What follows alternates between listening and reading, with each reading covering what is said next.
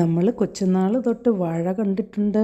വാഴയുടെ കൊല വെട്ടും, പഴം പഴുപ്പിച്ച് തിന്നും, പിന്നെ അതിൻ്റെ കൂമ്പെടുക്കും, അതിനകത്ത് തേന് കുടിക്കും, എന്നിട്ട് പിന്നെ കൂമ്പ് തോരൻ വെച്ച് തിന്നും. ഇത്രയല്ലാതെ ഇങ്ങനെ ഡീറ്റെയിൽ ആയിട്ട് സൂക്ഷ്മമായിട്ട് നമ്മൾ ആരെങ്കിലും വാഴക്കൊല കണ്ടിട്ടുണ്ടോ? ഞാൻ ചുമ്മാ ഇങ്ങനെ പറമ്പിലൂടെ നടന്നപ്പോൾ ഞാനിങ്ങനെ ഡീറ്റെയിൽ നോക്കുമായിരുന്നു. എത്ര ഭംഗിയായിട്ടാണ് അതിൻ്റെ സൃഷ്ടാവ് ആ കൂമ്പിനകത്ത് ഇത് സെറ്റ് ചെയ്ത് വെച്ചേക്കുന്നതെന്ന് ഞാൻ ഇങ്ങനെ കണ്ട് അത്ഭുതപ്പെട്ടു പോയി. ഓരോ പഴവും ഇങ്ങനെ അടുക്കി സെറ്റ് ചെയ്ത് വെച്ചേക്കുന്ന കണ്ടിട്ട് എത്ര ഭംഗിയായിട്ടാണ് ചെയ്തേക്കുന്നല്ലേ. ഇങ്ങനെ ഇരിക്കും. പിന്നെ അത് കഴിഞ്ഞ് അപ്പുറത്തൊരു പിക്ചർ ഇത് കണ്ടോ, കൊല വന്നു, ഇനി അത് പഴുക്കും, അപ്പോൾ അത് നീണ്ടു വന്നിട്ട് നമ്മൾ അതിൻ്റെ കൂമ്പൊടിക്കും.